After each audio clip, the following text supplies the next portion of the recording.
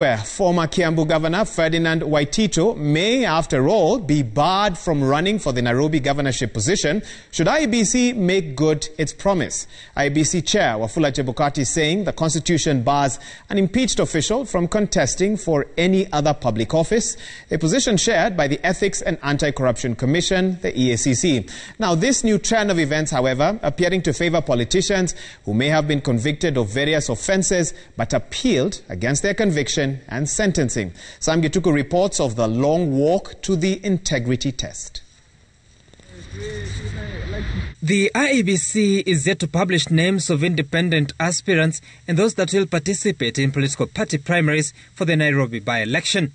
But reports that former Kiambu Governor Ferdinand Waititu is eyeing the seat 11 months after he was impeached appear to have ruffled Kenyans the wrong way. IEBC now forced to dive into the conversation, stating that impeached officials have no place at state offices, a position shared by EACC Chief Executive Officer Talib Mbarak.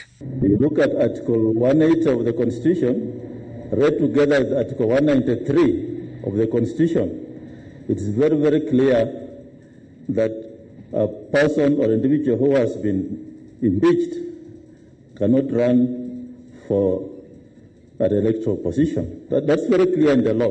When a state officer is dismissed or impeached from holding a state office, that particular person cannot be entitled to hold another state office. It's the responsibility of IEBC to come up with the final decision of whether to clear or not to clear those individuals. To run for governorship, an aspirant must qualify to run for the member of county assembly seat.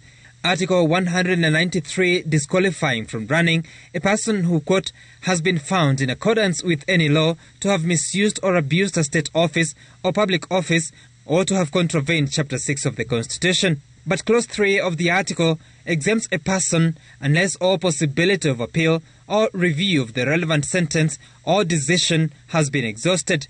End of quote. Waititu hanging on to the provision. Lakini kama bado appeal zako zinakoma huko kwa High Court ama Supreme Court, hauwezi katazo kusimama. But Waititu's lawyer Ndegwa Njiro, who also prosecuted Governor Mike Sonko's impeachment at the Senate, differs with his client.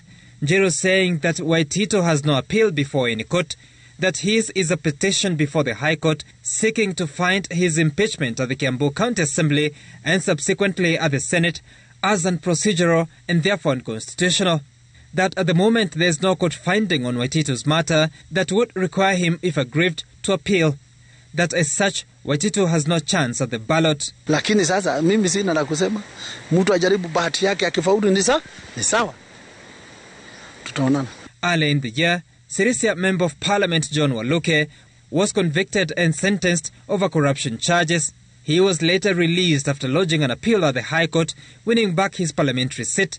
As it stands, he could easily run for re-election in 2022 unless he will have exhausted all avenues of appeal and jailed for more than 6 months. Talib, perturbed by the state of affairs. Why should we take a risk of getting somebody in a public office like a governor, an MCA, an MP, a senator, where the fellow has got questionable character? So we need to refine most of our laws.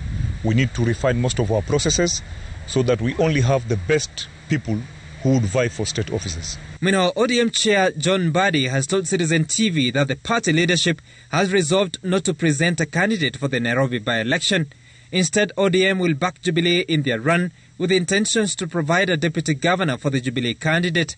As to whether that is possible, given that ODM and Jubilee have no formal political coalition agreement, remains a matter to be determined. Gituku, Citizen TV.